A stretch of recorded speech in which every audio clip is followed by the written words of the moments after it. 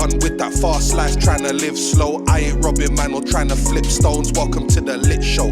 Made it through hell when the click. We're here, episode 2, Hulk's House podcast. Legends only allowed in Hulk's House, you know.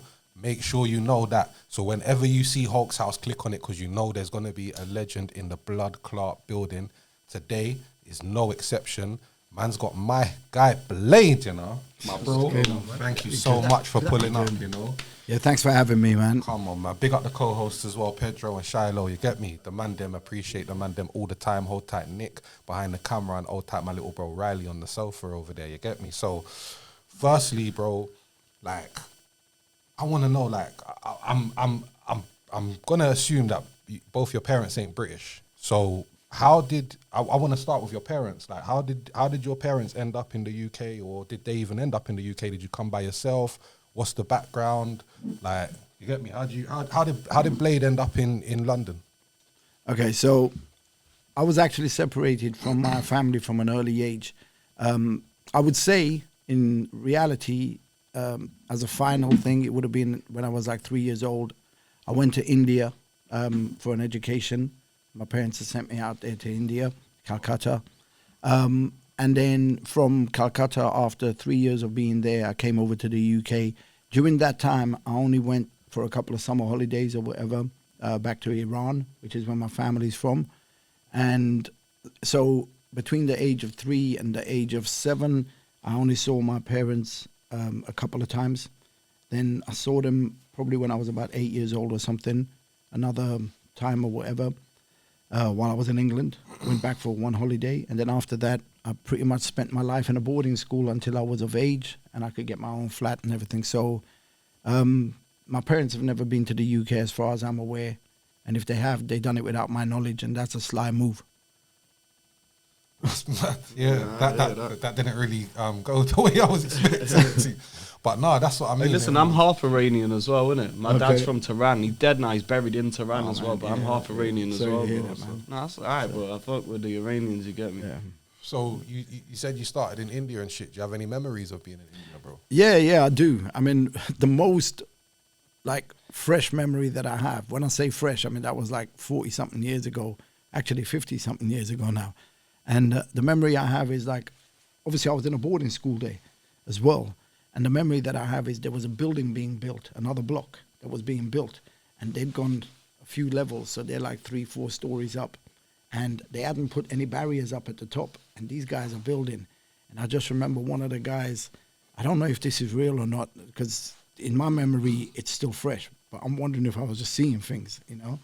But yeah, so the guys basically put like a whole heap of soil and sand or whatever, or dirt, into this container, which is like a circular wooden container, but it's like a sieve type thing, right? So they sieve out all the sand, and all the rocks end up getting thrown over the edge.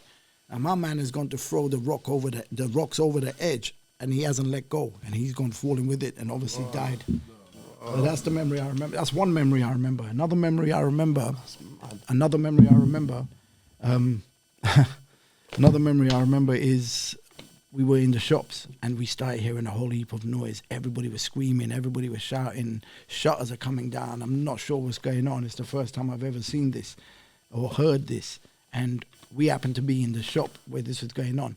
And they caught one guy stealing and chopped off his hands in front of us. Where was this, in Iran? No, this is in India. Oh, so I would have thought that was in Iran as well. I mean, Calcutta. Yeah, Calcutta. They chopped his hand off. Chopped his hand off. If they catch you stealing, they would chop your hands off back then. Yeah. I don't know what it is now. Yeah. But back then, that's what it was. But you know what? That didn't deter me from becoming a pickpocket, though. But you know what? You see what you said about the guy dropping off the building? Imagine I see that in Dubai in about probably 2008. Yeah, that was over there. There's loads of buildings was going up. And the same thing, but you had like the Chinese and Asian workers and that's there. But I remember I'm in my brethren's house and I was like, bro, did my man just drop? I just saw someone drop. He said to me, yeah, bro, they're shiesty the way that they deal with the workers out there. It's just like, They don't care. They don't care. But I'm just saying from... No, I think he was working on the building. He might have dropped, slipped. I just saw a body dropping. They were saying with the Kuwait, was it the Olympics or the World Cup or whatever? what did they host? Yeah, Qatar. Yeah, They were saying that all of the workers there, like the conditions that they were working under, and basically slave labor, it was mad. Their deaths. Yeah, It's mad because but when I was in because I went to Dubai a few times because I got a nephew that lives out there and he works out there and everything, and he's so I went to Dubai to visit them and everything, and I jumped in a cab to go to his house, and the cab driver was basically talking to me and like really friendly guy and explaining to me about everything, and I said like the rate that these guys are building is crazy, and he goes, if you see the amount of slave labor that goes on and how they've got like 22, 23 people living in a one bedroom flat. You know what I mean? And there's no beds. Everyone's just on the floor sleeping on top of each other. Southall, just down the road. It's not that far off, is it? But is this like Dubai you're saying, yeah? Yeah, it's in Dubai. Listen, I was once with a chick, yeah, and she knew someone who was working there basically, and the person who was working there is getting 100K a month, like 10 like millions. I ain't saying in it because I don't know to know who it is. Anyway, yeah, but they're getting grand. And you're struggling to get a sponsor. I swear the normal wage in Dubai is like bags, bro. No, like at least 10 listen, bags. don't believe everything. You know Don't what? believe I'm telling you everything. the truth. Like, if it was, that's why I asked if it was a man or a chick. Yeah, Well, it doesn't even matter. But enough do you of know the what? chicks are getting out. There's obviously benefits in sense of like they don't really pay tax out of their wages and stuff like that. Healthcare's cheap, rent's cheap. A lot of the jobs come with a flat with it. So again, there is reasons. They are better off in a general sense, but it's not like everyone's. But everything's But expensive over there. you say that though. Like when I I've went never there, been there, so I don't know what it's like. well, innit? I've been there 3 times Yeah, now, yeah. right? And basically, the first time I went there, we booked a hotel because we were given the name of the hotel. But now, what we didn't realize is there was 2 hotels with the same name in different parts of Dubai. Yeah. And I Was ended one up of them an sick hour and one of away. them shit? Exactly. No, both of them were sick hotels. Okay. But they were just in different kinds of okay. neighborhoods. Yeah. So here's what I'm saying. So the first day, when I got there, I'm like, okay, this neighborhood looks a bit rough, right? And then I called my nephew and I'm at the hotel. And he's gone to the hotel and he goes, where are you? I go, I'm at the hotel. He goes, no, you're not. You weren't in the rough one. Yeah, at least. yeah, I'm in the rough one, but it's all right because you know what I mean. It's like I've been in rough neighborhoods all my life, so it doesn't matter. But I'm in the hotel, and I've decided, you know what? I'll put my bags down and whatever. Let me go and grab something to eat.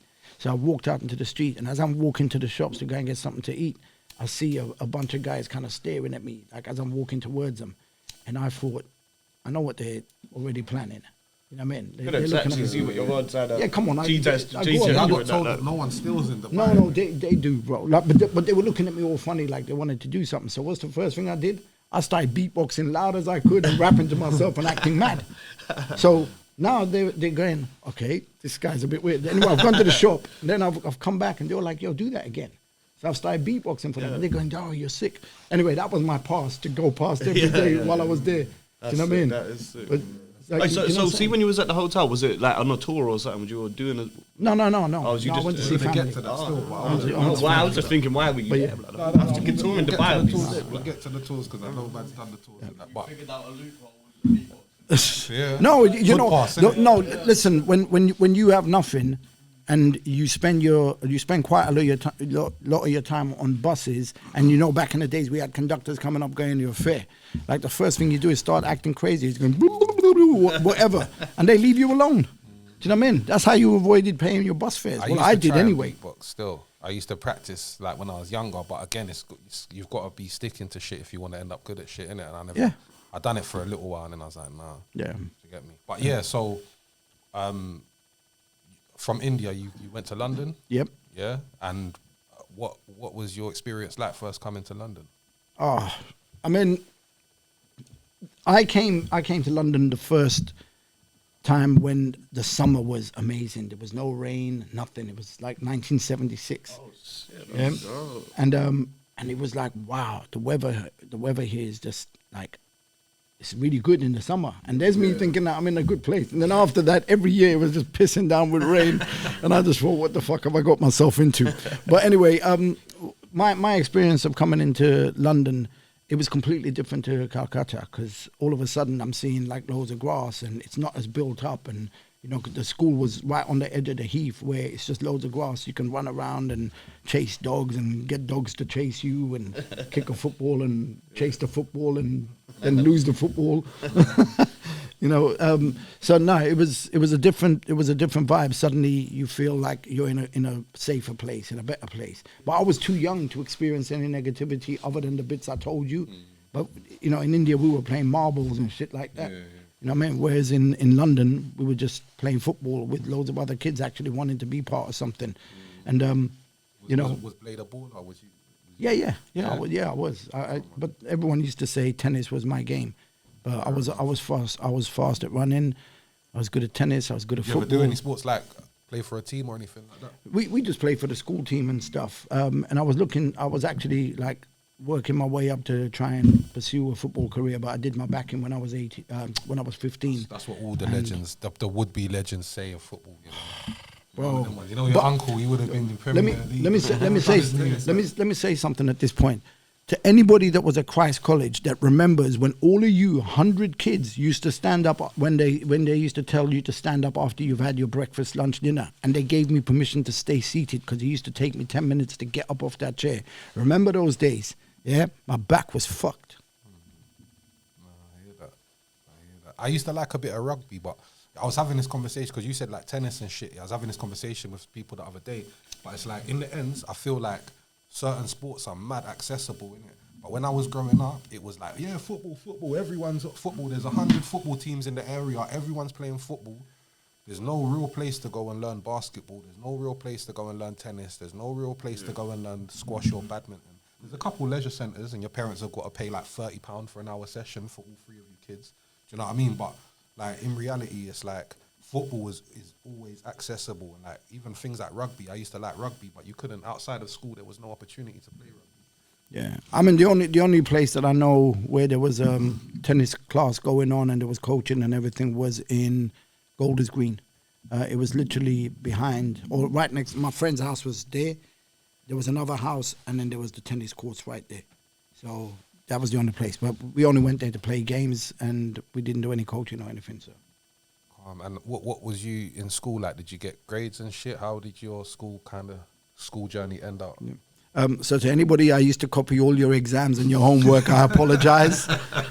But yeah, you know what was funny is when it was end of term results and everything, I always got really high results because I always used to get all the clever kids and copy their work so I could go on and do what I was doing.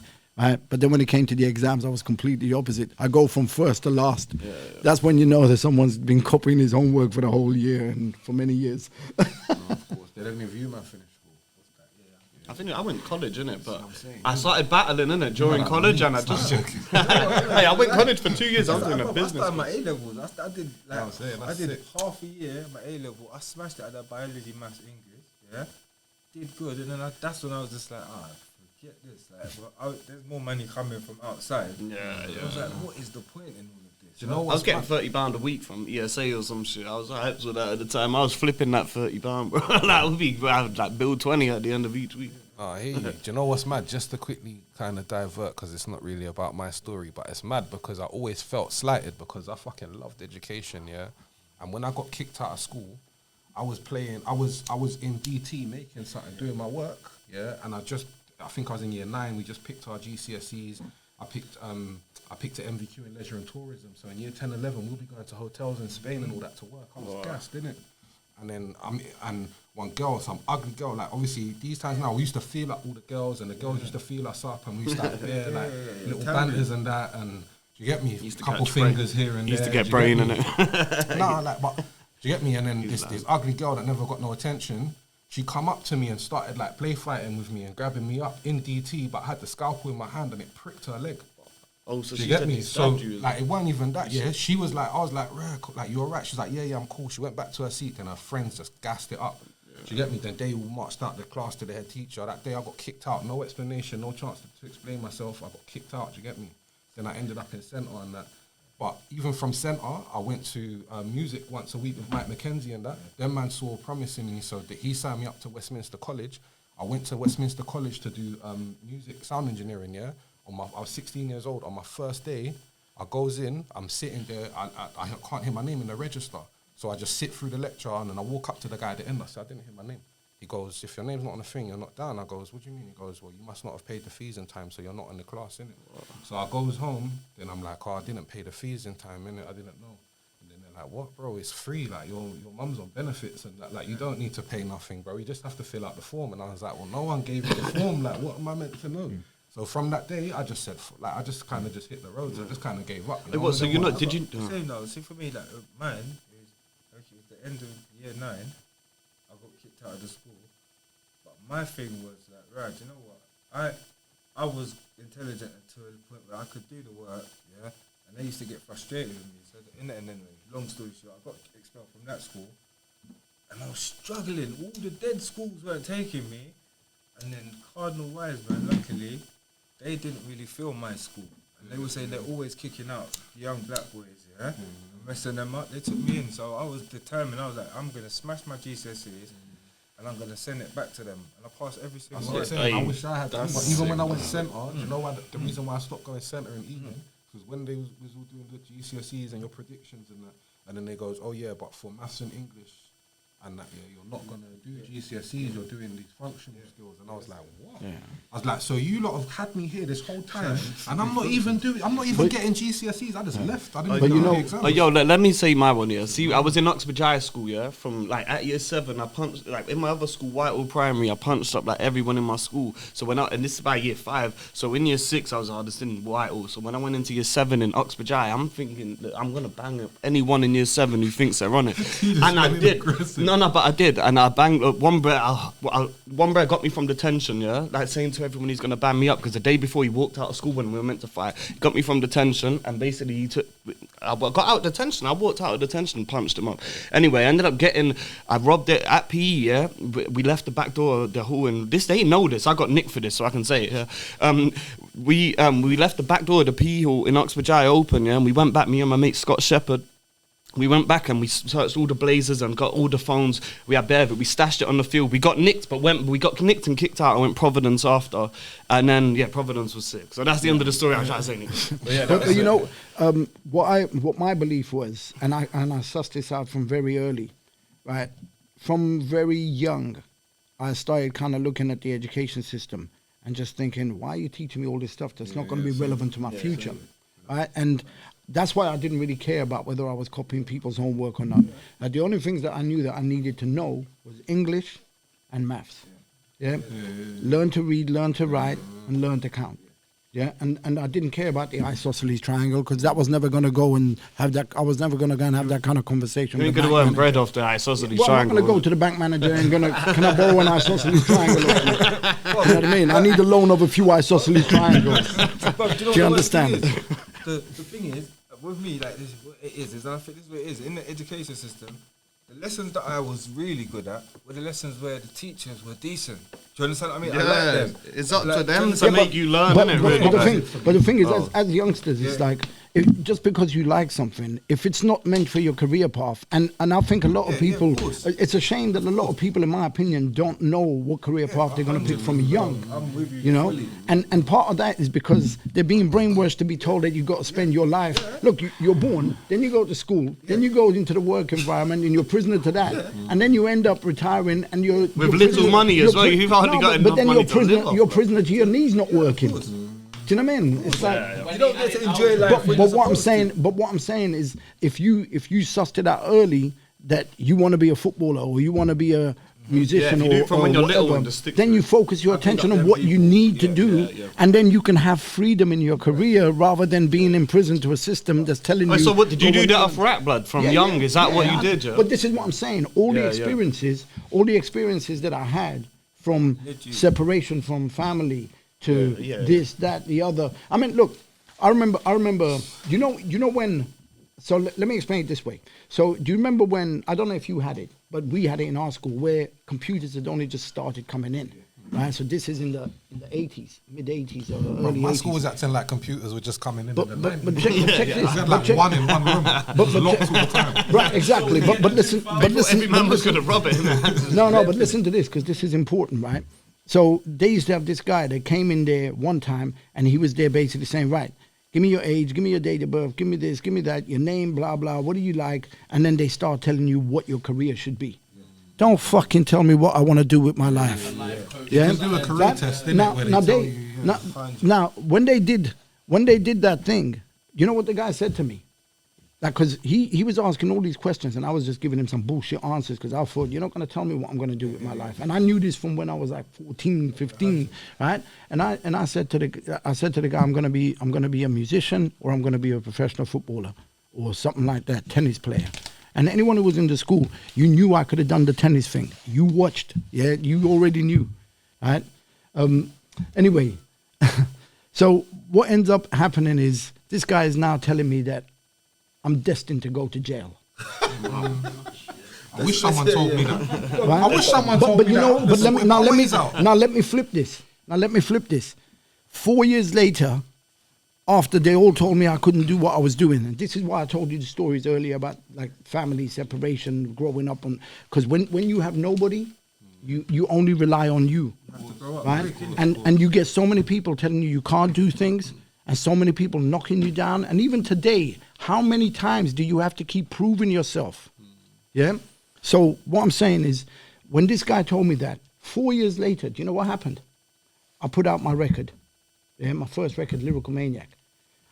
I got the money from the dishwashing, and for all of those people that were around me that saw what was going on. There wasn't that many of you because I didn't let loads of you know. But if you were in the arcades with me, you knew where the money was coming from. Yeah, it wasn't coming from the machines. Right. So anyway, what I'm saying is, I raised the money, I manufactured the record, I put the record out, and now I've gone back to the school where I was dishwashing at the time as well, and I was getting £75 a week. Right. I was dishwashing. That was big money back then, though, wasn't it? No, it wasn't, bro. No, it wasn't. No, but it weren't £75. Bro, it must have been at least double. Look, by now. I'm dishwashing. There's 100 and something kids. There's 2 dinner settings at lunch, 1 at breakfast and 1 at dinner. Right? Now, you're looking at almost 1,000 plates. Of course. Right? And all the cutlery, the cups, the urns, the cooking Is pots. this a day or a everything. week? This is a day. That's I'm doing this on a daily that's basis. a mad So amount, now man. you're telling me £75 a week is worth No, me of doing course. 10,000 I'm not plates saying a it's week. worth that, but I'm saying in today's You had a plan though, innit? Right, with the right, inflation. right. But let me finish that thing though. Let me finish that thing though, because they told me I was that guy who was doing the predictions told me that I was destined to go to jail. I laughed in the guy's face and walked out. You know what happened? You went to 5 jail? years. No. I never went to jail. I spent a night in jail, a few nights, but yeah. But what happened is, the following year after my record came out, they put my name on the first page. They put me, my face, my name on the school curriculum, saying, "Look at what we achieve in this school." Yeah, that's what they did. Yeah. Did they give you any royalties? No. I didn't even know about it till a friend told me about it. Your little trophy I was gone by this time. I wasn't there. I wasn't doing dishwashing no more. I was out there making records and doing shows. But still, they shouldn't use your name if they weren't even treating you. I was okay with it. I mean, look, let's be real. The school was cool. It's like, you know, when you're in the school, you think it's the worst place ever. When you leave, you realize it's You want to actually go the back best there? place I was ever. like, oh, blood, it was. It I is. wish I mean, could have went back to a lot of those kids were like brothers to me, man. It's like, they, you know what I mean? They were, but I'm sorry for anyone that I robbed as well. Same here, blood. Same here. Yeah, nah. So obviously, as you said, you put out Lyrical Maniac. Was that the first thing you wrote, or just the first thing you put out? Like, what was there anything to? Because nowadays everyone's got a studio in their bedroom, everyone's got mixtapes or whatever. But back then, you had to have access to studio time and shit like that. Yep. That you had to rap on the streets if you wanted to rap in it. You wanted to show your boys your bars. Was that the thing? Like, Yeah. I mean, look, like I said, I basically started rapping from very early. Like I'm talking early 80s. I mean, I'd already memorized Sugar Hill Gang with Rapper's Delight and whatever in 1980, because we heard that at the end of 79. And then it was just like, what is this? You know what I mean? And back then, we didn't even know it as hip hop. It was just rap music. It wasn't even rap music. It was just some guys rapping, you know, whatever it Well, was. do you still have that music, bro? I mean, I Is don't it have the is it record on no more. YouTube? Any of that? Yeah, Is of it course. blood? Do you know? I ain't gonna lie. Come on, I bro. don't This check is legacy stuff. Come on, man. Yeah. Rappers Delight. Rappers Delight. I've heard of that. yeah. Is that you, blood? No, that's not me. That's not me. Yeah, but Rappers Delight is but your I'm music, saying- yeah? No, it's not my music. But these are the inspirations. But what we did in the early days, because we didn't have anyone guiding us, when we didn't know that, you know, we used to look at people on TV like they were gods. How did they get there? You know, it's like, these people are special. They must be some aliens or something. So we're like looking at these people for years and thinking, rah, these people are big. It's like they're famous. They're this, they're that. But the reality is, it's like bit by bit, we start. And I'll tell you when the change happened. When I was hanging out in Covent Garden and some of the people I knew, I see on TV, and I'm like, rah, we can all do this. Yeah. You know, that's when you start realizing you can do this. Like when I met Getz, it was like. I remember. Do you know what happened? I was in Huntercombe prison in 2004. Yeah, and them days there was Channel U playing in the gym. Do you get me? But it weren't in our rooms. We just had like Channel 1 to 5. In the gym, they had proper cable, so Channel U used to come in the gym. And I remember I was all in the gym. I was with my man's little brother, and his tune come on. I think it might have been MTV Bass, furthermore. And I remember like all of the man them in the gym was just standing around the telly. Do you get me? Just watching it. But it's like, again, that was one of them moments that I had where it's like, you get me? I know my man, and he's there. You get me? Like, yeah, man's meant to be there. You know. As soon as you meet someone, you're like, bruv, he is real. I know. I get it. It's real. So that's what I'm saying. So we had a friend, one of my friends in school, Giles Craig. Giles, what's going on, bro? Really good guy. You know what I mean? Giles. Yeah. Now, Giles Craig, his brother was in Culture Club. Michael Craig. Yeah, he was the bassist in Culture Club, right? So, see all them songs. What's Culture Club tunes? Do you really wanna? I mean, look, bro. Every comic chameleon. But Blade is a vocalist. You know? Listen, Did you hear that dulcet tones? Come on.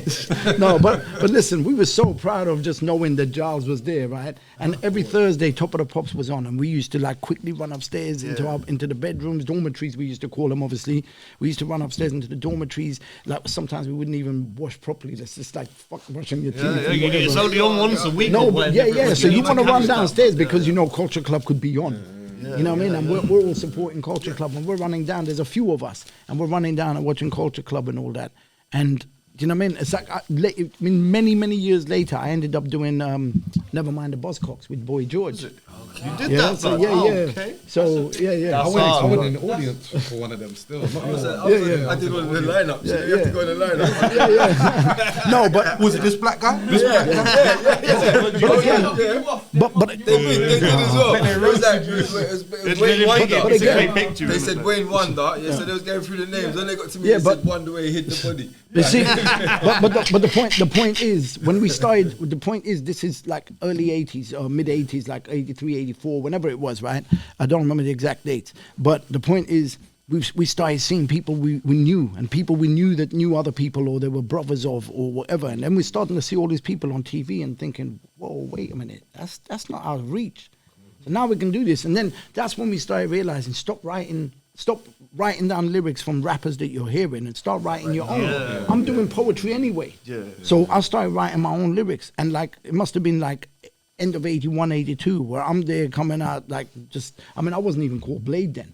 I didn't have a rap name. It's like I had a body popping name. It was Electron. Do you know what I mean? Like, and how I got the name was I went to the back of my physics book, and I was looking around in the content section at the back. You know, when you're looking at the contents, and I'm like, right, because I body pop and I break dance and stuff, right? The body popping is more my forte than break dancing, right? Because we got other breakers in the crew already, so I'm doing the body popping and stuff, right? And then I'm talking about ions and particles and all that kind of stuff, right? All these things, like, you know, particles this, particles that, and then I just thought, ooh, electrons. Yeah, and the reason why I went for electrons is because electro music was starting to make a noise bit by bit then, and I just thought, yeah, electro with an N, electrons. Done. So you can rap, you can break, can you DJ or graph? I used to, right, so one of the early things I did was graph. One of the early things I did, but I only did 3 pieces, and I remember exactly where I did those 3 pieces. One was on the, like, if you come out of my boarding school, you got your back turned to the boarding school, you turn to your right, and the first wall, the wall is about 3-4 foot high, and there was cars parked there. It was night. I've already gone and not broken into, but at the local petrol station, they had the spray cans by the window. It was easy to just break them. Back then, the windows were easy to break. So we broke the thing and took all the spray cans, and you know what I mean. I say we, but it wasn't really we. It was just me. You know what I mean. So we went and stole all the spray cans that we could and whatever. Then sprayed that wall. Next morning, everyone's going like they're all calling out my name, Blade, Blade, Blade, Blade. They all knew. Well, was you still there at the time? Like, yeah. Oh, was it? I thought it was after you left and it went back. No, I sprayed it and then just went back into the building. And then when I left the school, when I left the school as a student, then I went, I don't know if you know Blackheath, just before you get to, I think. Blackheath. Yeah. Right, so I forget which part of Blackheath. I know which part is by description, but it's near Kidbrook Park Road. And there's a roundabout there, and underneath the roundabout, opposite there was a police station, which is just looks like a house. And there was all like underground tunnels and stuff that you walk through and everything. And there was loads of graffiti there. There was like a couple of walls that had just been like freshly painted. And we just thought, fuck it, man, we got the spray cans, let's spray. And we sprayed a couple of pieces on that wall over a period of a month or so. Yeah. And that was it. That's it would be good if they kept your one at your boarding school. It would be good if they kept it on the wall because you end up popping and rapping that. That would have been it. They should have kept that shit there. I mean, look, you realize early that this ain't my thing. Like I wasn't there for the graffiti. And I tell you how I knew. In them years, that's when it was literally just beginning to pop, innit? Yeah, but the thing is, it's like there was also rapping, there was b-boying, there was beatboxing. Was just started. That's like me. I was a bit of a the whole culture started in them. Once I started rapping, I was like, yeah, this is my thing kind of. Yeah. So obviously, like you put out your first record, and then what happened next then? Because obviously you must have got some attention from labels. Like, how did it connect? Was it just like an overnight dream? Like, you know what? I've invested in my record. I've put my record out. And now I'm popping. Like, what was the process? Okay, so I had a manager before that, and my manager had a game called Chart Moves, and you could probably search this online as well. If you put in Blade Chart Moves, you'll see the record exists. What happened is in 1987 we did a record called Chart Moves, which was basically the rules, the rules of the game rapped. So they gave me the rules, and I just recreated it to be a rap. However, me and the manager went our separate ways because I just started realizing, he's a really good guy, Dave Klein. How you doing, Dave? But I'm going to tell the truth, though. What it was is Dave was so focused on making his game happen that in my eyes, he forgot to manage me. The focus became Dave. It didn't become Blade anymore. Do you know what I'm saying?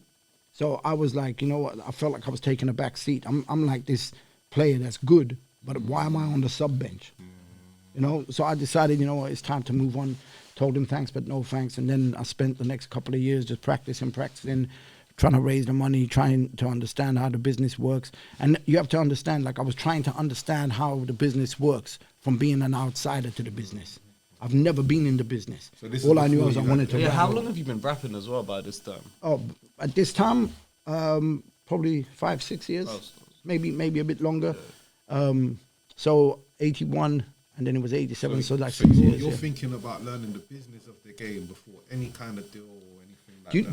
Do you know what's mad? You know that silhouette logo I have, right? That existed before I even understood or wanted to understand the business. I knew that was going to be a logo for what I was doing. I knew. Like, what happened, that picture was taken by the laundry woman. Yeah, I forget her name, but she took the picture, and I just stood there kind of like, and I liked the picture, the pose and everything, but I had a red eye, and that pissed me off because back then we didn't have Photoshop. We couldn't fix that. Yeah. So I ended up like going, you know what? I'm looking at the picture going, shit, that's my logo. I already have my logo 4 years before I've made, or 3 years before I've made my record. Do you know what I mean? So 1986, the logo came into existence. What I did was I didn't have the money. So again, apologies to all the kids that I took the money out of your pockets when you were downstairs in the recreation room. But that money that I gathered, £110, that paid for the logo to come into existence. So thanks again for that to all the people that were at my school. You didn't know about it, and I'll tell you why you didn't know about it. Because instead of taking all your money, if you had £2, I was taking 50 pence. So because the money still existed there, you didn't even realize the money was gone. You just, exactly. And we raised the money that way and did it. So if I did that, I wouldn't have got kicked out of school. But he was smart. He was smart. I took all of that. But the one thing, this is another thing that I learned over the years. Like anything that I did, I apologize for, but it was survival. I'm the same, bro. I'm the same. He introduced me to someone recently, innit, who I've apparently he told me that I've robbed before. Remember my Yeah. But obviously, man met him in it and said to him like, "I'm sorry." Yeah, because my man said that I robbed you back in the day. I didn't even know. I'm sorry. Like, I'm not that guy. I was a dickhead, innit? Like, boy, man. Since then, but I'm not even. But he's a genius, bro. But I'm not even saying. That's what I'm saying. But I'm not even saying that I'm a dickhead. I wasn't a dickhead. All of you lot, while you were getting your pocket money. No, but I'm saying I wasn't. Yeah, while you lot were all getting pocket money, some of you were laughing at me for not having parents and stuff, and that was the driving force. And I didn't rob everybody. I just robbed the people that basically were making fun of me and their little friends. Yeah, the people that I didn't really get along with for whatever reason. But it wasn't malicious. It was survival. It was survival. Every weekend you lot got your pocket money. I didn't. But instead of like you lot saying, do you want 20 pence? Do you want and if 10 of you put 20 pence together, that would have been £2 and that would have been going a long way. But that's not, no one was thinking about friendships like that. Let's look after the kid. Do you know what I mean? So, man, you had to look out for yourself. well, I wasn't a man, I was a boy. Yeah, but I was young. you had to be the man. Yeah. Nobody else, there's no man looking out. But I'm not making excuses for No, it. of course But I'm just saying all of this, the reason I tell these stories is to say that all of this led me on to the journey that came after. Like, it was like, and you've been able to give back to so many people as well from it. So it's like, it's a Robin Hood thing. It's not just a Robin. Yeah. You know what I mean? Yeah. So definitely. So again, you ain't put out your record. You're grinding. You're saving. You're practicing, as you said. How did you get a deal? I was offered a deal. It was a major deal. It started off when we were talking about a single. That then led into a few record labels talking. There was Sony, there was Mercury, there was A&M. And my manager at the time had sorted all the deal out and everything. And This is your new manager, not the no, guy. yeah, this is another manager now. Giles. No, Giles wasn't my manager. Dave Klein was the manager. Yeah, Giles is cool, man. No, Giles is family. Right, you know what I mean? But yeah, basically, the other manager got me in a position after Lyrical Maniac to go and discuss deals and whatever. But a lot of money got offered. It was life-changing money. But I've seen a friend of mine basically have that same situation a few years before, right? I think actually a year and a half, 2 years before. And it didn't really work out. And I just thought, I don't want to make that same mistake. Yeah. And as you said, you've been learning about the music business. I'm watching everybody. Like, the one thing, I tell you, when you've got nothing, it feels like you're in prison, yeah? And the one thing you got in prison is time. So you sit back and you watch everybody. I spent a lot of my time sitting at New Cross Station watching everybody, right? If you wanted to kill me back then, you'd know that you could find me in New Cross Station. That went morbid real quick. No, but I'm just saying, it's like it was that easy. They knew where to find you in it if they wanted to. Yeah, I'm in New Cross Station. Everyone saw me there. I was always there. You know what I mean? But that's where I went to analyze everything. But yeah, I mean, look, Chart Moves was a record that got manufactured. And then the record, I basically told the manager, don't put it out, not with my voice. You can use my lyrics, but get someone else to do it. So then there was 5,000 records that were pressed by the record company for the game, but they had to take all of those back. Some of them were leaking around. For the game. And I told him I didn't want that. So if you look at Lyrical Maniac, the catalog number is Blade 1202. The reason why was always to symbolize there was another record before it. 1201 never came out. Oh, that's mad. Oh, what? So wait. So have you? He probably was going to ask this, but have you ghostwritten for people before, bro? I've written for people before, but it's always like trying to help people start up. So it's nothing.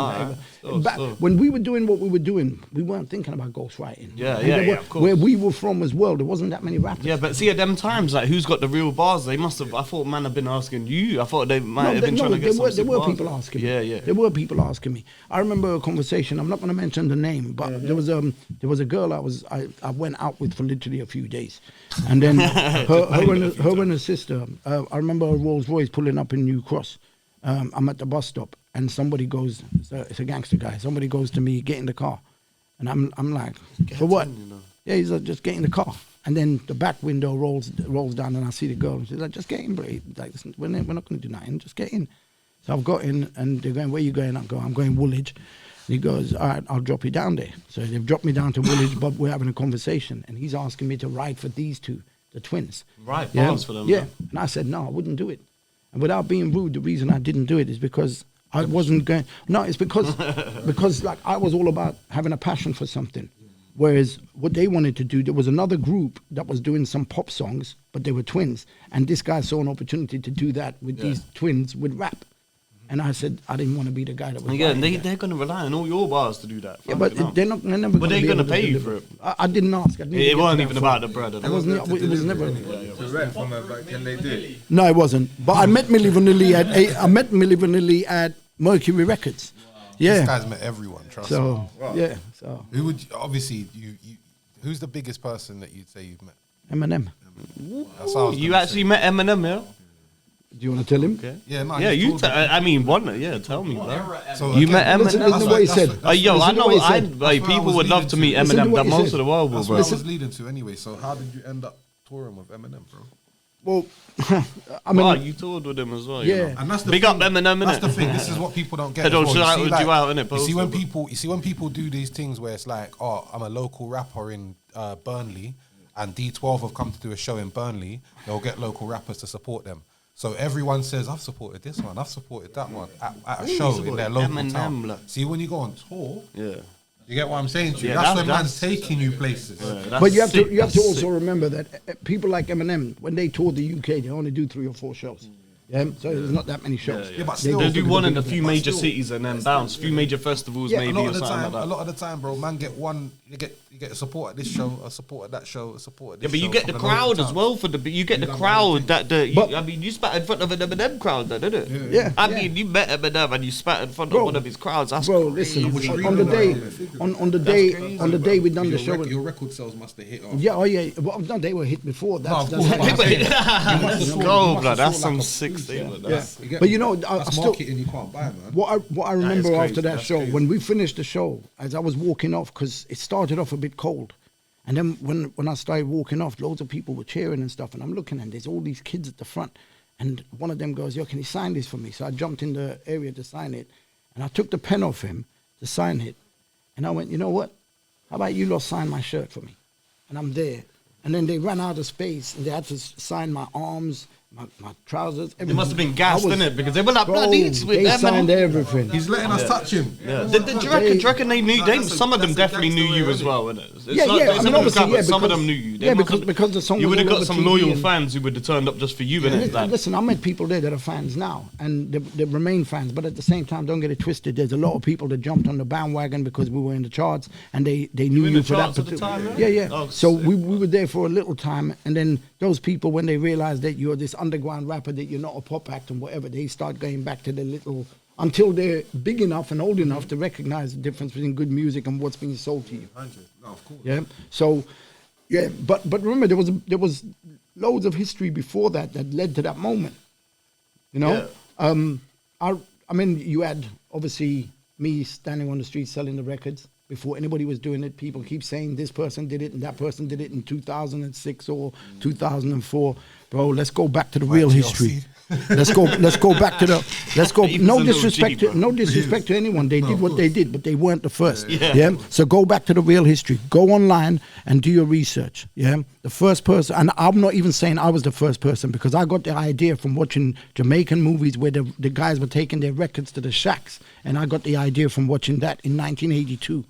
Yeah, and I started already making plans from early that this is what I was going to do. And I told people for years, anybody that was in Woolwich, remember, I said I'm not looking for record deals. I'll do this myself. Remember that. Yeah. Oh, yo, so what did Eminem say to you, blood, when you met him, bro? I want to know this, and I'm sure if you ain't, you might have said it before, but bruv, I want to know this. What did Eminem say to you, blood? One second. Okay, so some of the things that involve one thing I don't like to do is when we're having conversations about people that are in the spotlight in some way. Yeah. I really don't like to yeah, talk yeah. about what went on unless they can be here to sit with me and validate what I say. I heard. You get what I'm saying? I would love to know what you. I would. Yeah. But look, all I can Tell say me is, after off camera. Or something. all I can say, yeah, go on. Sorry. No, go on, please. Go on. No, I was going to say, all I can say is when I got the phone call, I remember I was sitting in my girlfriend's flat at the time, and the phone call came in, and what had happened is we changed agency on the Tuesday, right? We changed agency, so we went to Helter Skelter, who was the agents, right? And then on the Wednesday, I've gone to see my son, right? I think because the girlfriend was at college or working or something. I've gone to see my son, look after him and everything at her flat. And then she's come back. And then I get the call early evening when I haven't gone yet. Yeah. And I get the call early evening going, what are you doing on Thursday? I go, why? And this is Wednesday. What are you doing tomorrow? Why? Eminem would like for you to support. I'm like, you what? I would have been But we're- gassed, bro. I was But, just like, but the shut thing up. is, no. But the thing is, I forgot that we actually had a show on the day. Like we had 4 or 5 shows leading. You had like, to counter that. You so missed the big fuck boy that. now, innit? bro. Yeah, I No, would've no, counted no, that but with no. that as well. Fuck Right, them so, shows. so Excellent up. I mean, you know what I mean? I'm calm and whatever, and then when this call comes in, I'm like, obviously, like I'm remembering I got the show and everything, and I'm thinking, shit, I can't just cancel the other show. Because it was, when it was offered, it was just like, what are you doing tomorrow? It wasn't like, what are you doing for the other shows and whatever. So anyway, you know, I make it sound like there was tons of shows. There wasn't. Like I said, when you do big shows like that, you only get 3 or 4 in the country. Yeah. That's what we did. So what happened is I get the call and I'm sitting there and I'm looking at the girlfriend and my son. I'm like, right. And you have to excuse me if I get emotional because that day changed my life. Right. I would've- So you imagine you've got nothing. You've struggled for so long. Bit by bit, the doors are opening. And then all of a sudden, this thing happens that you know this could be it. This could be it, you know? And you have to remember, I was homeless for like 8 months. I was living in the basement of an equipment store before that. You know, I've spoken about this before. And to be waking up, like sometimes I would go and sleep at the girlfriend's house and whatever, but to go and to go and sleep on the floor and wake up in the morning and you're pushing mice and rats off you, and then to suddenly have the opportunity of a lifetime, yeah, that was a big moment for me. Like, and I remember when the call came in, and I'm sitting here. There's another settee sitting there. So there's another settee there. Then there's the television, which is by the wall over there. But it was one of those. Sorry, it was one of those big TVs with a massive back.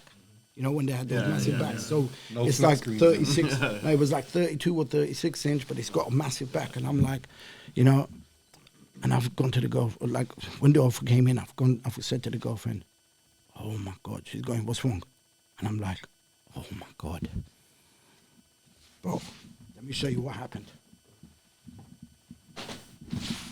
Fuck all of this. Literally. Trainers come off, thrown at the TV, getting a new TV, getting a new this, getting a new that. And yeah, I knew my life was about to change. shit. And that was the day everything just, you know.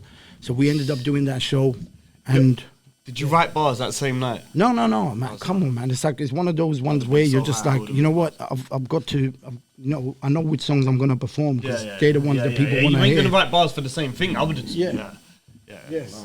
You know, so yeah, it's a deep one. And who was Eminem with any other notable people on the tour and shit? Like, Well, I remember. So this is the crazy thing. When we did the show in Manchester, I remember getting a call the next day, and apparently Victoria and David Beckham had walked out like 5-10 minutes into Eminem's set, and I got a call from Radio 1 wanting to do an interview, basically saying David and Victoria Beckham have walked out, and they said they came to see Eminem, but they thought the British guys were much better. And so for me, that was like, whoa. Yo, David Beckham walked out because his set was so sick. He didn't even want to see Eminem after. That is crazy. Victoria bro. Beckham's always fucked with hip hop though, innit? Yeah, She's got a he good probably was relationship with Victoria. Dave She was Daffy. like, do you know what, David, yeah? But He's too sick to listen to the Americans you know what? after. But you know what? It's like I'm gonna be honest now. I was a fan of Eminem before I toured with him. But when I went on tour with him and I saw his performance, I just saw too many gimmicks. Yeah. And a lot of that time on that stage was just the audience going, I love you, and him going, I love you. Yeah. And I just thought, you know what? I didn't come here to hear a whole bunch of I love yous. I came, you know what I mean? I came to like Elvis, support. though. Yeah, and- there's a bunch of stands there, do really. you know what I'm Like, saying? just people, blonde And hair people. There's nothing. like, There's nothing to take away because his first album was incredible. Yeah. Right? So Or what his year first was it? What official year album. was this, bro? What year was this? 2001. 2001. That was prime Eminem, blood. You knew prime Eminem. That's crazy, blood. Yo, he was spitting in That's this when he shit. was Like, I probably was the a fan. highest as well. You know? Yo, Like, yeah, he was on drugs and that, he was bro. off I his was a big fan of him when he was spitting sick, and until like 2004, he was my favorite rapper, innit?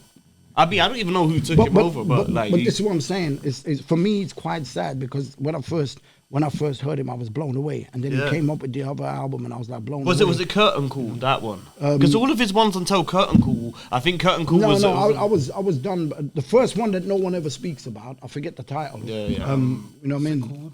But then there's the his very Shady first album. Genesis or something. Is it Genesis? I don't know. I don't listen. I can't remember the name. I only listen to the Slim shit. Yeah. Oh, The Marshall before Mathers. that. Yeah. But what do you say for me? Like most rappers don't get better after their first few albums. It doesn't get Oh, better. you know what? I disagree with that. Because if you don't, if you think that that's the truth, Who right? got better? Chino XL. Okay, Oh my okay. God, Chino Do you know XL. what? But do you know what? I'm gonna say this: the ones who don't get the limelight straight away, they seem get to get like wine in it. They come back and like because even for me, you know, like Ransom. I think he's doing. But you know what it amazing is? now This is compared what I had to break down early to someone. Ransom. This is what I had to break down to someone the Yeah. other day, yeah? Like, you see, as consumers, yeah, we give a lot of credit to the rappers and that we listen to, yeah? But when you look at it, yeah, so like when Shine obviously went to prison for Diddy and that, yeah, when he went to Belize and started releasing music, it was a completely different rapper. My man could not rap anymore. And that's because the whole time he had people in the studio who either Diddy or his people saying, no, bro, use this bar, use that bar. They're orchestrating his whole shit and they're releasing the product they want to release. Lauryn Hill, she never released any good music after she left Wyclef and that because Wyclef got what? Carlos Santana and said, play the guitar like this. Lauren, you sing like this, you sing like Not that. just that. You see, Lauren. Yeah, there's a lot of people at the moment that is basically there's writers and that saying she picked their music and didn't Yeah, play them. no. But this is the thing. It's like what I'm saying is that She there's- performed at, like, when you Glastonbury or some when you shit think last year, about what? when you Yeah, think she was about rappers falling off and stuff, yeah, it's because the machine ain't with them no Yeah. more. Do you get what I'm saying? I A think lot of the some of time, them- a lot of the time, like your first album was the best, yeah. Do you know why? Because after they've made that bit of dough off you, and now they think they found the next you, they're going to put all of their focus on the next you, and you ain't getting that same machine as you was unless you're super special. But do you know get what me? I say? Yeah, but I think that also with some of these rappers, what happens is, see when that limelight comes, it's like when Tyson got the money from boxing. See when they get that money and that, yeah. Ngannou as well It's got money like, from boxing. what that hunger, it you goes, know, like innit? that whole Yeah, passion, what definitely. made you, that give you that drive in the Definitely. first place, it starts to go and they That's what I start getting say, bro, delusions for of people- grandeur, innit? Yeah. People whose character is struggle, innit? Like there's certain people who you think, I know bare people, I think if you had life your way, you wouldn't be happy. Yeah. You know, if everything went your way, you wouldn't be happy. Yeah, because you're addicted I to said being to you pissed before, off. it'd be sick to be rich, innit? And he was like, do you know what? you probably still wouldn't be happy with Yeah, something, bro, innit? trust me, I was bro, like, like, bloody, this guy, right? Man's blood. deeped it, bro. Like, I don't lust to be rich, innit? Like, I obviously, I want to be well off. Like, you get me? But see, to be like a super rich, greedy person and that, like, I don't want that. You get me? I don't even want that See, for me, responsibility. I'm not gonna lie. I would want to be super rich. I'm not gonna lie. Because for just me, don't. you know what? Do you know I for me? feel No, like but my not- person. But not, yeah, but I'm it's just not saying- even like a no. conscious decision. I feel like me as a person, I just don't. Yeah, but I'm not saying not- for I'm not me. attracted I'm to saying it. that for me, like, see, when I'm broke, I can't help no one. No, of course. When of I've course, got of it, course, of course. you Like help I said, people. I'd Do like to stuff. be wealthy. That's I'd what like I'm to be saying. Shit Yeah. wealthy. happen with that. Don't get it twisted. I'd Like like to be if I got wealthy, money but like I that, wouldn't they'd like have to be- kill me, Carl. Yeah, I'm yeah, telling you, that's the what way I'm that I saying. would have Again. everyone doing certain things. If I was like the richest different. player on earth, bro, I wouldn't be able to sleep at night, bro. Yeah. Do you know one of them ones? Like, I wouldn't be able to fucking sleep. But it's like I just think to myself, the richest man on the earth or the brokest man. No, of course, I don't want to be the brokest man, but that's what Like, I'm I'm saying. just like. so yeah. And I feel like a lot of people who are super wealthy and them top elite they're levels, off-key. they're all off key You and know? they've all done some fucked up shit to That's be when there. they start getting messed up. When they get into the higher echelons. Yeah. That's when they start getting They, into the do you know what it is? messed up shit. I always say like I feel sorry for child stars and shit because now I feel like I could start getting money and making good decisions. If I was 18 years old, who I was when I was 18 and someone threw me a couple of mil, bro, I might have fucking ran through all Oh, of the listen, fucking women. I've seen people do that. Do you get what I'm I've saying seen to you? people I do would've that. got hooked on all sorts of drugs. Do you know Like what? I'd have Do just you know got what? I'm bored never gonna and lie to you. crashed You their see, cars. when I was young, yeah, obviously, that so I was good at acting. I didn't do no acting classes. Never done nothing like that. It was just something that I could naturally do, innit? Yeah. Someone called me up. They said they're having auditions at my youth club. We've gone there. I've got the part. Yeah. So long story short, after that, I did this film with the BBC. And then, bruv, I was 10 years old, yeah, but you see, like, I saw bare funny stuff. Do you understand what I mean? Yeah? And I remember saying to my mum and dad, nah, not on it, don't want to be an actor. You know, Grain Chill, there was all these auditions coming for me, and I was like, late, do you know what I said? No, I don't want to. They was like, why? My dad, obviously, he's a Rasta, so when I said it, he came to me one time for the BBC, and when he saw it as well, he was like, no, I see why you don't want to do it. Like, it was a lot of strange things going on. I'm not going to go into it, but I sensed that from a kid. So it's always been something that's kind of been a repel but you for know, me. I don't want it. But you know what though? Like I come from a place, and I always say this: I come from a place, where money wasn't the factor. Yeah, it was about be good at what you are, what you are into, right? And the money and all that will just generally come if you're good at what you do. Now the rules have changed. It's not always the way now. Where before, like if you're talented and you stuck with it, like you said earlier, then things begin to happen. A lot of people, the problem is I've seen people like stick with it for 5 years and almost on the verge of making it and they give up. I've told this story before, but I'm going to tell this story again. So there was a girl that I was introduced to, and I was starting to work with her, and I went to her flat, right? And I forget her name now, but my friend introduced me, said you need to link up with her, she's dope, right? Anyway, I went and I met her at her flat, and we started writing and whatever, getting along and everything, all good. Went away, came back. We did this a few times, yeah? And she was living the other side of London to me. And then one day, I get a call from.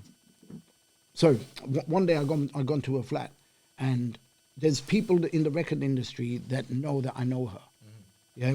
A&R people that have seen me with her at shows and stuff. Anyway, one day I go to her flat. There's no answer. So I called her sister and I said, where is she? She said to me, she's there. I go, she's not answering. And all right, you know, like let me come round. I got keys. Went in there. I let her go in first, and all I hear is an almighty scream. Her sister's dead, committed suicide. That was an eye opener for me, because you know what? A few days later, the A&R guy said we wanted to sign her. Basically saying, yo, where is she? We're trying to sign her. We want to talk to her, see if she's interested. What she had put down on her suicide note was that no one's interested. I don't know what I'm supposed to do. If it was a week later, innit? You understand? But I've given up my life for this, and no one's showing any interest. What the fuck is the point? And she was a young girl, but she, you know, and it's always about that last minute of hang on, just hang on, and you know, you can be hanging on for 10 years. You know what I mean? But it's about that resilience and that inner strength to say, I've got to hang on. Yeah, no, bro, I'm here. I'm here on a podcast. I'm thinking I'm fucking Noriega or something. Do you know what I mean? Obviously, we used to rap way back in the day. Did it over doing our stuff. He's been signed and shit. Yeah, I was signed and all of that. But again, you know, like that industry, yeah. Like I was young, didn't know how to navigate it, and there was a lot of other stuff that came with the package of. Come with me, innit? They was like, right, if you're gonna manage this guy, like, there's a lot that comes with that, yeah? In the end, made some bad decisions, and then that was it, boy. Blackballed. Well, yeah, like, this exactly. guy. Exactly, but I got blackballed pretty much for different reasons, because I was anti-industry. So I was like, yeah, do this yourself. Yeah. I mean, I always say, like, people always say to me, like, hey, you started this. And I'm like, yeah, but it's not always good, bro. And they're like, what do you mean? I go, well, what I did was pretty much told people that were rubbish that as long as you got money, you could put your records out. Yeah. And then I started hearing music getting more and more rubbish. So in some ways, I feel like I'm responsible for that, because I actually told some of my friends, bro, you don't need no record label. You could do this yourself. Were these guys ended up being good rappers? No, they were rubbish. Okay. But I was just telling them. No, they were rubbish. He lied to his friends, innit? No, I didn't lie to them. I told them they were rubbish. Oh, yeah, no, he didn't lie to them. Yeah, no, I told them. I said to them, but you got to be ready. And they weren't ready. They weren't ready. They didn't do. You know what I mean? Okay. And you know when someone's. So why do you feel responsible if you didn't lie to them? Because I told them that you could do it. Responsible that people started putting music out by themselves. Yeah, that they thought they were going to blow up. Yeah. Because not everyone can, obviously. That's how you. I hear that. Yeah. That's what it is, you know, but also like going back to the whole money thing. Right? I just feel like there's too much emphasis on money and material things and stuff, and like just so people understand, I feel like I kind of kept myself level-headed, with you know, firmly grounded and all that kind of stuff, for the simple reason that while everyone else was trying to wear the flashiest clothes, I was buying like jackets for £17.99 and wearing them for 11 years. Do you know what I mean? And quite often not even washing them because I didn't have the money for the laundry. Do you know what I'm saying? Now, what I'm saying is, while everyone else is going, sneakers this, sneakers that, bro, you'll see me wearing the cheapest Reeboks I could get. And back then as well, people used to make fun of Reeboks. Oh man, You know what I mean? Reeboks was lit when I was a youth. Yeah, back in the 90s. Yeah, I early didn't, 90s. but this is how unfashionable I was. I didn't even know that people were cussing Reeboks and whatever. And I'm wearing them thinking I'm cool. It's not the style, it's the Freshies. substance.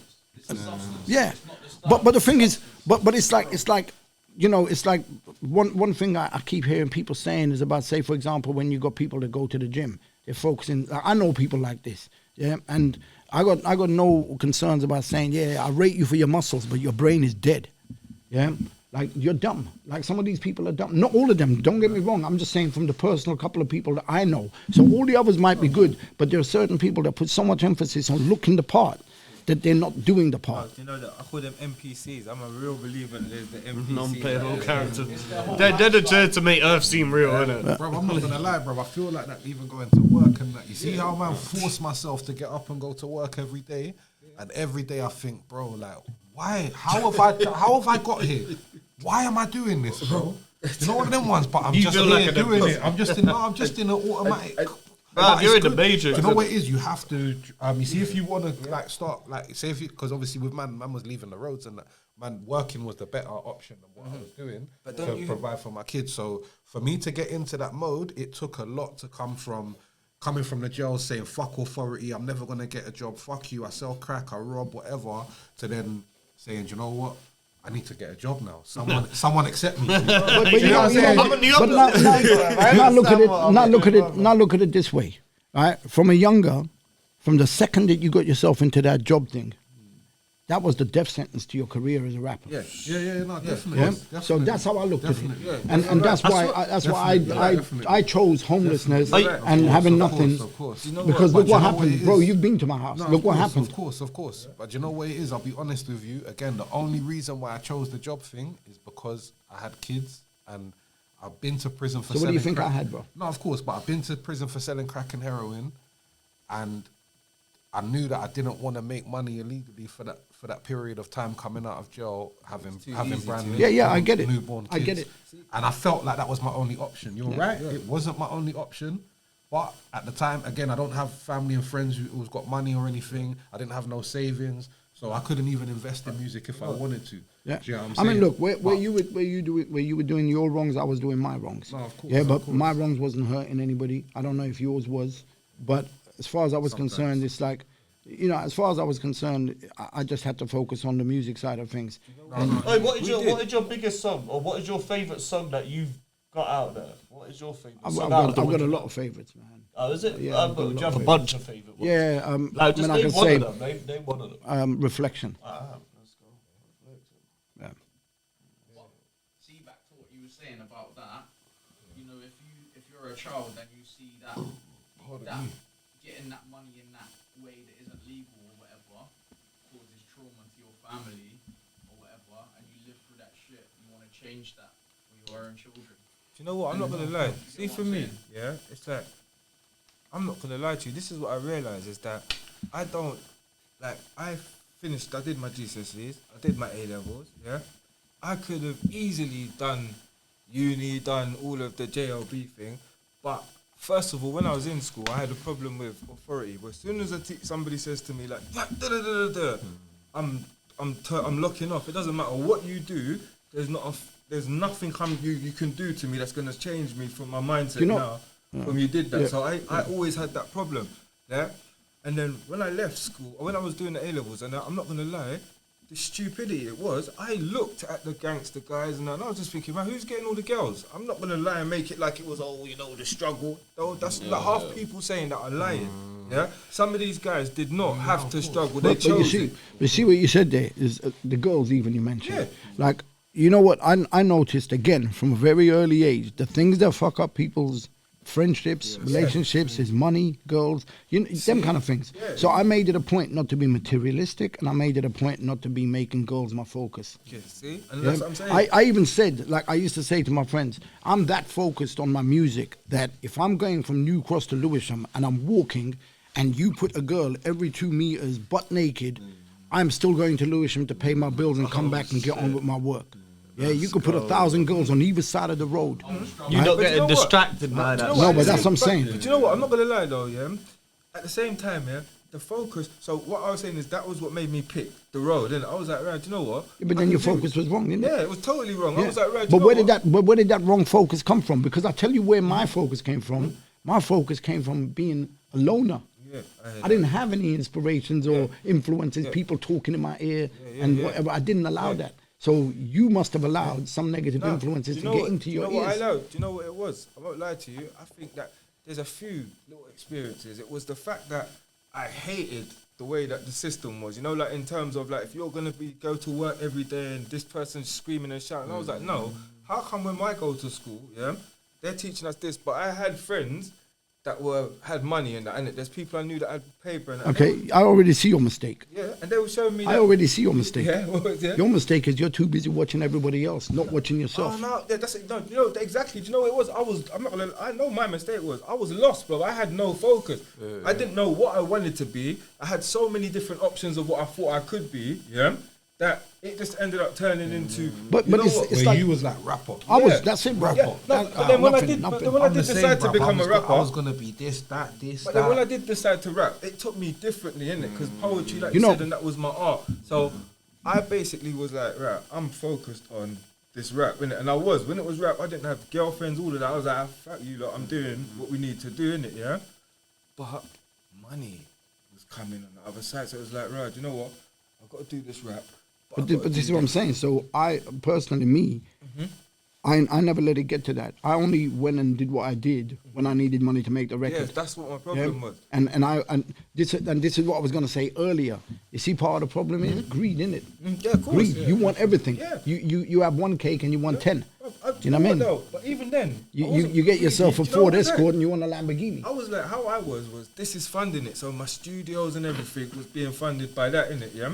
And then it was always, I'm going to do it until, and then and my music bust. But Oh, can I I'm can gonna I do it until- can I do you can know I what mean? can I It was can I like- just add something to that? Yeah. You were doing it because that was funding it. Yeah. Now, personally, I believe in a lot of situations you get into that cycle where that's always going to be funding it. Yeah. So what I'm saying is, why not do the first one and fund the first record and make sure that your focus is on that first record, that it's going to make the right noise, where the record is going to fund your next Right. record and your next record and your next record. You see what I'm saying? That's how you break the cycle, innit? That's how I did it. I'm sure others have done No, it like do you know that. what? And when I hear your story, I'm like, right, you know what? I can see how things could have worked out differently. But for me, I'm still a believer that happened for a reason, yeah? And now I can use all of that knowledge that I've gained for the next chapters of whatever's planned. You get what I'm saying? And the Yeah, plan's but maybe that focused next now. chapter, and don't forget that next chapter is probably not your story, bro. Might not That be, next bro. chapter is you guiding the youngers. Yeah, 100%. Yeah, but for real. So Yeah. obviously, as you're saying, like you've used rap as your hustle, innit? Yeah. Obviously, you've done well with kind of marketing it to the point where, like you said, you've done what you needed to do to release the records, and then you kind of just kept putting the money in from the records to make more records, etc. But you've done another hustle as well from rap, innit? Yeah, that's People right. Know about. So obviously, people know about, but we haven't discussed. Yeah. Is you were one of the first guys, like basically pressing CDs. For, I wasn't actually the first, one I of the said first. One of the. I wasn't even. I wasn't even one of the first. I'll tell you where I was. I was way down the food chain. Okay. But exactly how the journey began, I'll tell you now. So, I sent out some CDs to get manufactured. Yeah, and I asked for this company, Heathman's. Yeah, so Ben, whoever was working it, if you remember this story, I'll tell it now anyway. So I went to Heathman's to get my mastering done, and then Heathman's also had a CD duplication service in the office. Now, I left them 6 masters for 6 different projects, and I wanted 800 CDs for each. Yeah. However, when I got the CDs back, the print's terrible. Some of the print is rubbing off because it's inkjet. Yeah, so phone numbers, emails are all rubbing off, and as soon as you pull the CD out, it's rubbed off information, right? All that kind of stuff. Plus, on top of that, they've put the wrong audio with the wrong artwork on every single job. So I've called them up and I said, yo, you've done this all wrong. I need the CDs redone. And they said, yeah, but you got to pay us another 4,800 plus VAT. I'm like, I'm not paying you for another run. I've already given you the money and you fucked up. They wouldn't do it. So I said, cool, watch what I do. And then I looked around to get some CDs done. But the first thing I did was I spent the next 4 weeks. I went to Maplin and I bought 5,000 CDs and all these promos. So you got 4,800 promos. Yeah. And I sat there, and for the next 4 or 5 weeks, I didn't sleep. Like literally, I didn't sleep more than an hour a day. So I didn't sleep really. Right? And I sat there, I printed stickers. I got a label printer, I printed stickers, and I put little stickers on each CD.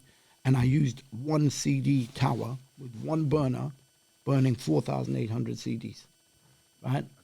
Right? And I did that for all of them, every single one. And then I sent one computer with one disk, one computer, one burner. And then I thought, there's got to be a quicker way of doing this for future. Then I thought, you know what? The radio stations ain't really playing my stuff and stuff. So what am I going to do? Right? I need to go back to being the blade that I know, hit the streets, hustle. So I thought, right, instead of doing the burners one at a time, I'm now going to go and buy myself a printer. So I went and bought a printer duplicator, and I printed a bunch of CDs, and I sent them out to radio. Now, what happened, and I have to say, to all you DJs that didn't support me, thank you very much, because you put me on a whole different path for not supporting me. Everywhere a door closes, there's 100 million windows waiting to open, and you opened all of them, right? And not only that, you helped me change a lot of lives by doing that as well. Some of the people that you see, the biggest names in grime, who do you think was doing their CDs? Yeah, think about that. And the biggest names from pop back in the days, Human League and all them people, who do you think was doing the CDs? Yeah. So what I'm saying is this, right? So I got this burner. Now I remember this was purely by accident. I thought if I was to get this printer burner, right, I could manufacture my own CDs.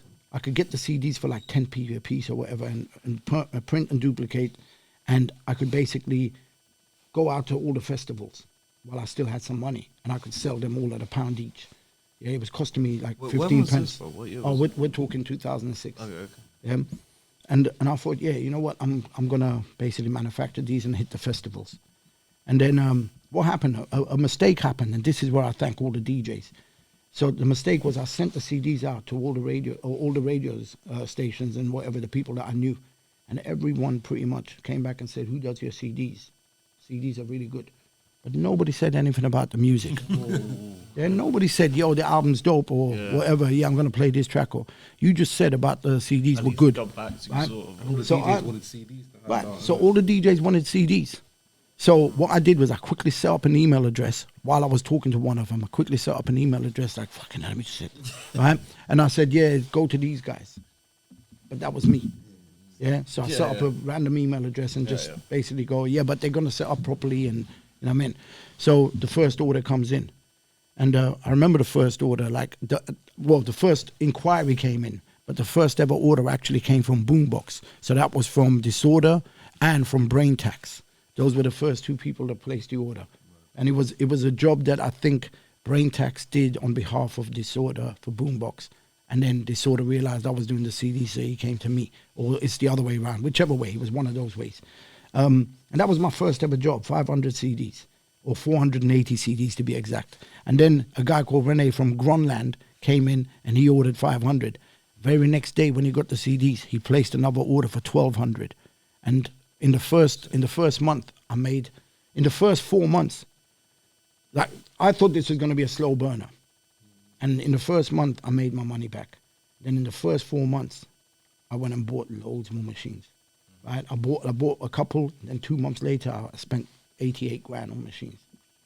Is that how much you were gonna earn? Is that how? Oh, is that bro, how much- listen to the story. Though. Like I said earlier as well, with inflation and that, 88 grand then is not That- 88 no, grand now. yeah, You that's see crazy. again, That's I'm a saying- mad- But I invested every penny into what I That's was what I'm doing. saying. See, your mind was different. You see, that time there, about 2006, I don't think I didn't have about 3 towers. We was just pumping our CDs. I didn't think about Yeah, doing anything for no but bro, one. but then, but but the thing is, right, when I got the first machine, again, that was purely accidental. I saw the machine online, right, and I called the company, and I said, "Do you do home demonstrations?" They went, "Yeah." I go, "Cool. Can you come to my house and do a demonstration?" And this guy Rory came round, and he did this demonstration, and we're upstairs in my living room, and we're talking, and I go, "Look, bro, how much is the machine?" And he said like 7,900 plus VAT. I go, "Bro, I've only got 3,200." And he goes, "Well, I can't give you the machine." And I'm like, "Bro, come on, man." And then he's there talking to me, and I picked up on something he said. He said to me, "These machines don't cost you money, they make you money. These machines don't cost you money, they make you money." So, Well, I mean, so if I you can started. sell the shit. So I started a conversation with him, and I said, "If you really believe that, give me the machine, and I guarantee you, I'll come back and buy more machines." Yeah. And he goes, "I can't do that." And I went, "Cool, I've tried." Right. So anyway, he started packing the machines, and he asked me a question. And Rory, if you're watching this, that question you asked is the reason why my life changed. So again, I thank you for that. Yeah. He goes to me, "What kind of music do you listen to?" Floodgates opened. Yeah, floodgates opened. So I listened to hip hop. He goes, "Oh, there's a song that's out there. I really like it. Came out a few years ago, but I've only just discovered it." And I'm like, "Cool. What's the song?" And he goes, "Oh, something about you don't see the signs because you're blind." And I thought, "Oh, I know them guys." Right? And he goes, "For real?" I'm like, "Yeah, I know them guys." And he goes, "Really? Can you get me an autograph?" And I went, "Listen, one of them is like my twin brother." Do you know what I mean? So started this conversation. I'm like, "Yeah, one of them is like my twin brother and whatever. Yeah, I can get you autographs." And I go, "Look, I can get you T-shirts, hoodies, like posters, caps, everything. I can get you the whole lot, records, CDs, everything. I can get you all." He goes, "Seriously?" I'm like, "Yeah." I go, "All right, let's make a deal. How about if I get everything for you, you give me the machine for 3,200, knowing that you have my promise, I will buy more equipment from you." Oh shit, let's right? go. So he goes, I can't do that." I go, "But you said the machines don't cost you money, they make you money. So if you really believe that, and you basically are questioning whether I know this guy that's written the You record probably and think you're whatever." talking shit. Yeah. So I said to him, so at some point he said he doesn't believe me. So I said, "Look, if you don't believe me, what have you got to lose? Let's shake on it. Get me the machine for 3,200. Turn up personally and sign it for you or whatever. Right? So here's what happened. So we shook on it. So I went, "Give me 5 minutes." And he's like, "Why? I got to do something downstairs." So I went downstairs, got T-shirts, hoodies, caps, poster. I had some spare posters, records, CDs. I took everything, and I went upstairs and I sat at the table and I started signing them. And he's like, "What are you doing?" Hey, that is hard. He goes, bro. "What are you doing?" I go, I'm keeping my promise." And he's like, Oh, "What were you signing them for?" He I did go, not know 'Cause he at didn't all it know. was you. 'Cause innit? he hadn't seen a picture of That me is yet. hard. He hadn't seen a picture of Back me then, yet. no one seen. Yeah, yeah. Hey, He hadn't seen and a then you picture had of to me. spit the bars to him live, show him I'm the real he guy. asked me. He asked me. Yeah, yeah. He asked me Spit if the I would. shit in it, Yeah. prove it, So innit? I started rapping the lyrics. Let's yeah. go. And he was like, "Oh my God, my boss is gonna kill me." And I went, "Nah, Nah, you don't earn as much money now because because you got that fucking press Listen, on. all I'm saying is when I started that CD business, a lot of CD manufacturers that were doing what I was doing with the like, you know, CD duplication services, not the big brokers and all that, but the duplication services, a lot of them shut down because they were charging £1 a unit. I was charging 45p a unit when I began. And Heathman's, when I told you I would end your career within 3 years, and I've done it in 2. For what you Shots did, fired. for what you did. For what you did when I asked you to manufacture the CDs again. You see what I did, and I told this to one of your guys, your engineer sabotaged you himself. Yeah, I called him up because he was a good guy and everything, and I said, "Look, bro, can you recommend some people to me?" I sent him some samples, and he started recommending your own customers to me. So anyone who was getting their mastering done by him, they were sending customers. And I planted one of my friends to go there and hand out He flyers planted them, outside their office. Yo. Outside their office. So now you're seeing 45p a disc rather than 99p a disc. So they're getting 10% discount. The engineers are getting 10% discount, but when they come into me, because they're all club DJs as well, when they come into me, they're paying 45p a unit. But now they're not getting inkjet, and they're not getting inkjet on the paper either. Now they're getting laser print on the paper prints, yeah, and they're getting thermal print on the discs, or full color thermals. Yeah. So and you're paying less. How much CDs did you sell, bro? If you can't say it, don't say it. Innit? How much CDs do you sell? Or like What, what you were manufacturing? printing? Yeah. How I much? mean, I mean, You were it went into the promised. millions. 2 million? Millions. Wow. It went into millions. Sick. I was literally at one point, like, if you imagine, I was going for like 15 years. Yeah. But I'm doing on average at the peak for about 7-8 years. I was doing like 50,000-60,000 CDs on the That's duplication. cold. That's more than anyone gets on these the- days. on the even duplication. The biggest rappers, that's crazy. on a monthly basis on That's the sick. duplication.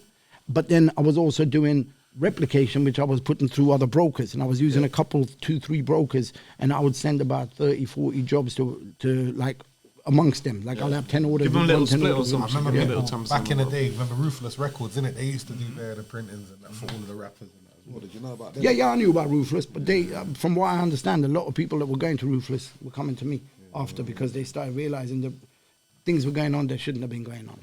You know, whereas I was straight. I don't know. I'd never. Ruthless was cool. Like I rated what they were doing. You know what I mean? They supplied a lot of the people on the streets, but I think when they started realizing that I'm doing it, a lot of people shifted and came over. Do you know what I mean? So they're one of the people that you ended their careers as well. No, I don't think so. To be honest, I started hearing some other stuff that was going on there, but it's not my business to tell it. So, you know what I mean? I don't think I had anything to do, because they had their lane, I had mine. I wasn't competing with them, they weren't competing with me. But I do remember when Ruthless actually called me up and wanted me to get some CDs done for him. And I was baffled, because I'm thinking, but I swear you do this. He died, didn't he? R.I.P. Yeah, R.I.P. Ruthless. I never Hold knew on, that what? all, man. What are you talking about? It's legendary. You sure? When?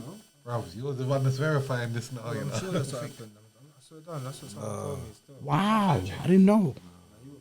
Yeah, I don't think it will be on Google like that. That's mad. R.I.P. I didn't know. Yeah, R.I.P. Ruthless. All Michael Million and them used to be with him as well. Yeah. I know. That's what someone told me. But yeah, you know what? Like, I mean, just moving on from there though. Like, I use the CD business as a means to basically, you know, help as many artists as I could, because I knew it was a struggle. Because I was thinking, look, if I can keep you alive as an artist, then I can keep myself alive as a business. Yeah. And it works that way. I keep you alive, you keep me alive. I keep you alive, you keep me alive. And that's exactly what I'm trying to do with 521. Yo, what can I ask? Are you still living off hip hop, bro? It's a good segue. Not really. That's a good segue, both of you. Still. So, as you said, that's what you're looking to do with 521. So, kind of my last kind of point, isn't it? Our culminating. Is that the right word? Yeah. Come on, see it there. Got the little brother in there checking it. Yeah.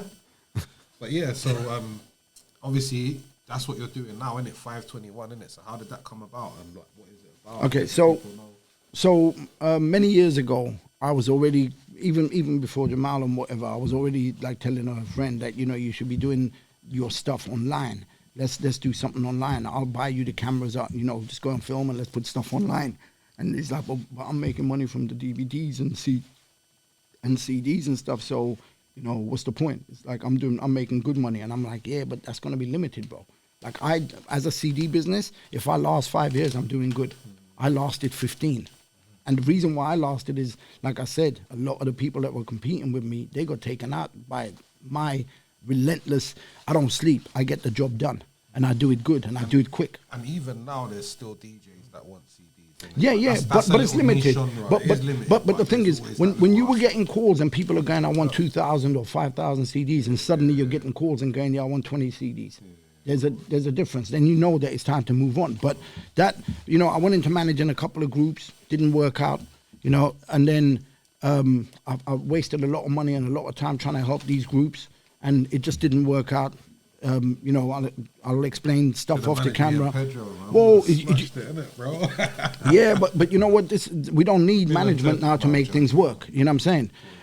But at the time, like, I saw an opportunity to start a management company, and the thing was, if these two things worked, or if one of them worked, then I would have gone on to find others and others and others and others.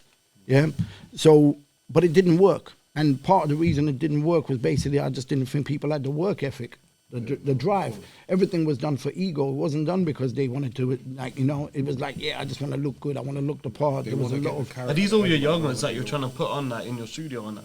What's Like, that? Are these all your young ones that you're trying to give Yeah. studio? Yeah, but so what happened is I decided a long time ago that I wanted to do a channel, but I didn't know how to do it. Yeah. Yeah. So when I started the CD business, I was always kind of like, yeah, this ain't gonna last more than 5-6 years, and I'd already started planning what I was gonna do, and the channel was the thing. So sometimes I look back and I think I wish the CD business had died a death when it was supposed to. Because then I would have been on the channel 12, 15 years ago. Do you understand? They say I've done a little diploma on change management, innit? And the thing is with change is that it has to be constant, otherwise you get complacent. Right. So But you see what you were saying about like selling drugs on the streets and the money was coming and all that kind of stuff. I think it was you that said it. It was you. Oh, both of us, yeah. So when you were talking about that, that's how I felt with the CD business. I used to go into the bank and put $1,000 in every day. Sometimes I put $3-4 grand every day. They don't know. They must have thought No, you no, were no. drug dealer. No, I knew that. Job, innit? That was like your slave. Yeah. It's the same blood. Look, I'll speak you the bars that I earn this money. Yeah, but a lot of it went through other people's bank accounts, so it was obvious, it was legit. But then when there was cash jobs, obviously not. You know what I mean? Those only went to pay people's debts, per family and whatever's debts. You know what I mean? Just when them walking. deposits that you're putting in the bank start getting less and less, Yeah, you yeah. start realizing, bro, I need to switch this Yeah, game yeah, up. right. But it wasn't even that. What I'm saying is like where you're talking about, you know, when you get addicted to the money coming in, right? And I wasn't addicted to the money because I didn't actually use the money on me. I used it on everyone else. Yeah, use it That's on what I your can do. thing. But Right, then, do you know but- what? I but- was but- similar to that though, you know. Even though all of that, my money was, I could have been a lot Yeah, richer, yeah. but I spread it about with Right, everybody. I was right. trying to Well, make was that a everyone- mistake? Was that a mistake? Or? Not really, because I did it again. Yeah. I hear that. But the thing is, when the money like was coming in the way it was, because I'm talking at its peak, I was making 400-500 grand a year from the CDs. That's crazy, blood. And That's crazy, you know, bro. and it was crazy. I was there, kind of thinking, fucking hell. It's like, how do you walk away from this? What, a year, blood? 400 bag a year? Yeah, but don't forget, by the time the tax office gets in, you're left with like 24 pounds. Yeah, but they You know know what I mean? you're earning it, can't you? I mean, yeah. Yeah.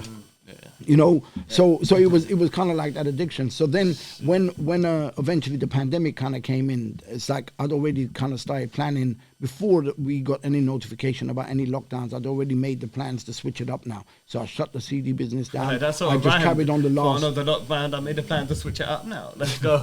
So But I made a plan to switch it up now. So I've switched it up, and I've basically little by little just started turning customers Get one of away. them government grants and shit. Nah, I you should didn't. have got No, that. no, Free money off the government, bro. They no, don't no, mind that shit. no. I don't want nothing from the government. I'll make my own in it. Of course, Like no. I will eventually make my own. I was It's pissed cool. that I didn't have my But yeah. UTR number and that.